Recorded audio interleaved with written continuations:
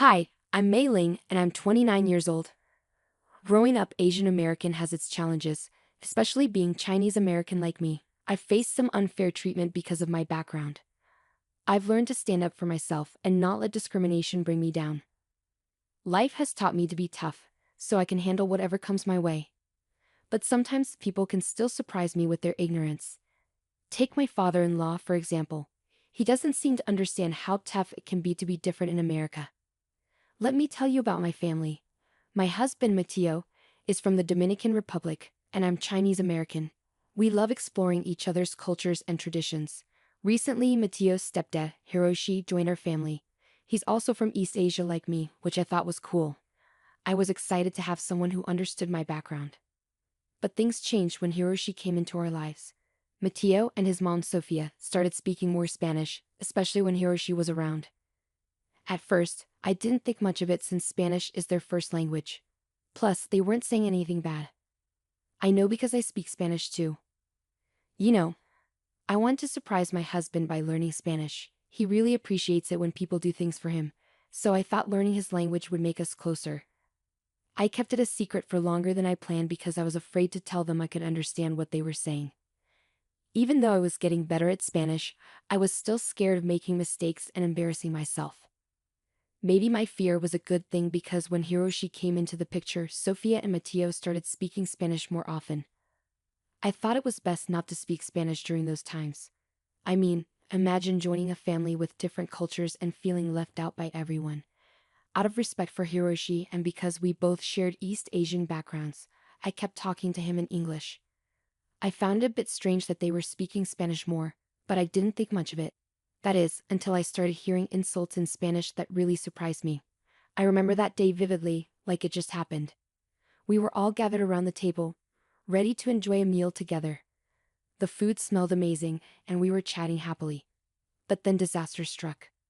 I accidentally spilled gravy everywhere when I reached for the gravy boat. It was like a river of regret flowing across the table. You can imagine the chaos that followed. Sofia, my mother-in-law, started swearing in Spanish. Even though I'm not fluent in Spanish, I could tell she was saying mean things about me. It hurt, but Mateo, my husband, stood up for me. He told his mom that her insults weren't okay. Then Sofia said something that broke my heart. She asked Mateo why he was defending me when she thought I couldn't understand what she was saying anyway. Those words hit me hard. It hurt even more than her insults earlier. I felt so embarrassed and shocked that she would say something like that. It felt like she was used to talking about me behind my back in her language. I choked on my water, feeling overwhelmed. But Hiroshi, my father-in-law, comforted me. He reminded me that everyone makes mistakes and accidents happen. He even said there was more gravy in the pot, trying to lighten the mood. Hiroshi didn't know that it wasn't the spilled gravy that left me breathless. It was Sophia's hurtful words questioning my worth. I couldn't shake off the doubt that crept into my mind. Did I hear her correctly? Was I losing touch with reality? I couldn't believe that my own mother-in-law, who should have been supportive, would speak about me like that. After dinner, haunted by Sophia's words, I needed confirmation. I asked a Spanish-speaking friend and even used Google Translate. Unfortunately, my fears were true. Sophia had intentionally been rude and disrespectful. I couldn't understand why she felt that way about me. I kept my discoveries to myself for now, deciding to watch our family dynamics and wait for the right time to address this. The next morning, as we sat at the breakfast table, there was an awkward silence. I sat quietly, thinking hard, while the others chatted as usual. Sofia and Mateo started speaking in Spanish, unaware of the impact their words had. Suddenly, Sofia said something shocking. "I regret marrying this old, stupid man," Sofia said, unaware that I understood her words. My heart sank as I heard her. Once again, Sofia had revealed her true feelings, ruining our mealtime harmony. Meanwhile, Hiroshi chuckled and said, "I should learn Spanish so I can understand what you two are always talking about." If only he knew the painful truth behind their laughter. Sofia and Mateo pretended it was all harmless teasing, hiding the hurtful gossip they were sharing right in front of him. But the gossip didn't stop there. Mateo and Sofia continued, each comment more hurtful than the last. Let me give you some examples. They mocked Hiroshi's accent, mimicking his attempts to pronounce certain words. They laughed at his cultural traditions, saying they were strange or unnecessary. And they made jokes about his age, saying he was past his prime. As I sat there, I felt more and more uncomfortable. It was like watching a cruel game where Hiroshi was the target of their teasing without even knowing it. My heart hurt for him, knowing he was being hurt by his own family. This wasn't the love and acceptance I hoped for when our cultures came together. In that moment, I promised myself I wouldn't stay silent anymore. Sophia might have said hurtful things about me, but I wouldn't let her treat this kind old man the same way. I knew I had to address the tension in our family to make them see the value of our diverse backgrounds and the importance of treating each other with kindness. As time passed, I became more determined to expose Mateo and Sophia's unkind treatment of Hiroshi. Armed with my phone, I started recording their hurtful conversations during meals. I wanted to show them their behavior and its impact. With each meal, I discreetly captured their words, knowing they would reveal the truth. As their insults grew harsher, Hiroshi started to notice something was wrong. He and I were constantly left out, and it was clear something needed to change. As Hiroshi felt more excluded, his lively spirit dimmed. I tried to guide our conversations in English to include everyone, but Mateo and Sophia always switched back to Spanish, shutting us out. Their gossip and insults towards Hiroshi ruined the atmosphere at meals. When I listened to the recordings, I realized something heartbreaking. Sophia had married Hiroshi for his money, regretting that she couldn't inherit his fortune until he passed away. I was shocked by her greed, and Mateo, my husband, not only joined in the insults but found them funny, supporting his mother's awful intentions. The realization hit me hard. How could I have missed their true colors? These were the people I trusted to embrace and celebrate our diverse family, yet they have betrayed that trust. I knew I had to do something, not just for Hiroshi's sake, but for the respect and love our family deserved. Late into the night, I listened to those recordings, steeling myself to confront Mateo and Sophia with the evidence of their cruelty. I knew it wouldn't be easy, but I couldn't let them continue hurting us. As I planned my approach, I promised myself I wouldn't let their toxicity ruin our lives any longer. Hiroshi deserved better, and so did our family. Determined to make a change, I geared up to confront Mateo and Sophia about their hurtful actions. But before I faced them, I knew one thing. Hiroshi needed to hear the truth first. He deserved to know. Gathering my courage, I approached Hiroshi, sensing his heavy heart. With a comforting smile, I asked, "Hey Hiroshi, how are you holding up?" He sighed and met my gaze, his vulnerability clear. "Mei Ling, it's been tough, honestly. I'm having a hard time fitting into this new family setup. The constant use of Spanish makes me feel left out, like I don't belong. Maybe I should consider those Spanish classes after all." Understanding his struggle, I nodded sympathetically. "I hear you, Hiroshi. It's been bothering me too. But there's something important I need to tell you." He looked intrigued, curious about what I had to say. "What's on your mind, Mei Ling?" Taking a deep breath, I confessed the secret I'd been keeping.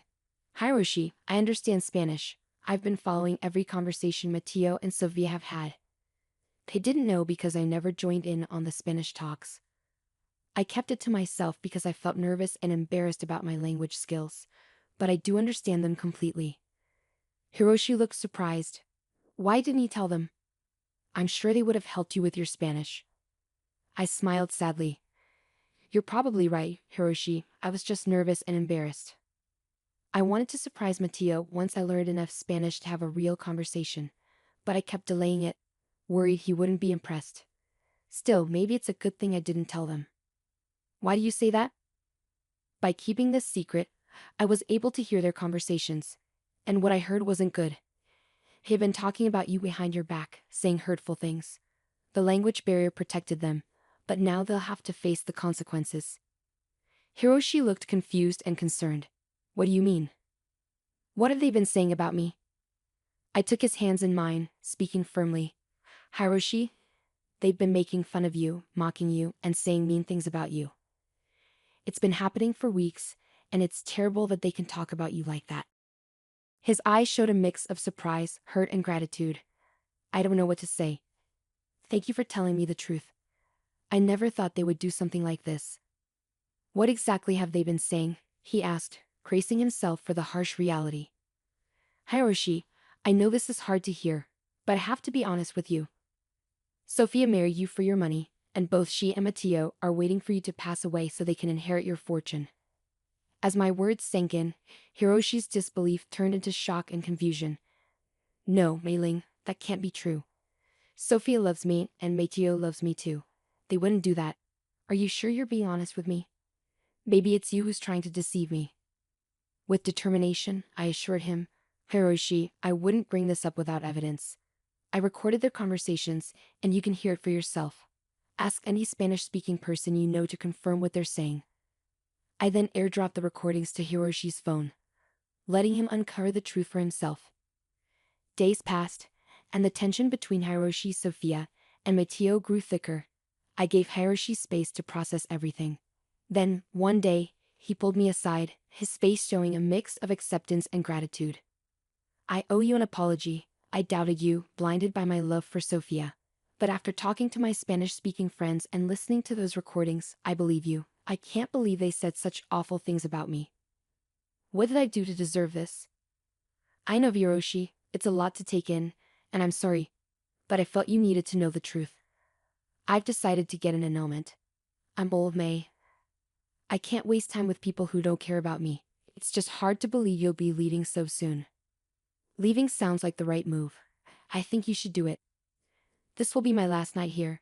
Tomorrow, I'll go and won't contact Sophia and Mateo until I'm ready to start the annulment process. But for now, I think I need a break. You deserve real love and peace, Hiroshi, and so do I. With that, Hiroshi and I hugged, and then we both went our separate ways. The next day, just as he said, Hiroshi was gone. He packed his things and left, leaving Sophia and Mateo confused and free to keep talking badly about him. As I put away the dishes, I could hear Sophia and Mateo in the nearby living room. Their insults towards Hiroshi made me furious. Why were they being so cruel? Finally, I couldn't take it anymore. With a surge of confidence, I decided to confront them about their hurtful behavior. Enough was enough. I know exactly what you've been saying about Hiroshi in your secret Spanish conversations, I said firmly. Sophia's face went pale, and she looked shocked. Mateo tried to act innocent. You don't know what you're talking about, he insisted. At that moment, I unleashed a side of me they had never seen before. Speaking fluent Spanish, I confronted them directly. Don't underestimate me. I've understood everything you two have been saying for the past 3 weeks. You've been insulting and disrespecting Hiroshi since he entered our lives. Mateo looked embarrassed, avoiding eye contact. They were caught in their lies. Finally, Mateo spoke up, his voice filled with curiosity, regret, and perhaps even hurt. Why didn't you tell me you could speak Spanish? You're really good. I gave a bitter smile. I was embarrassed by my imperfect Spanish, but now I see that it helped me uncover the truth about your true intentions towards Hiroshi.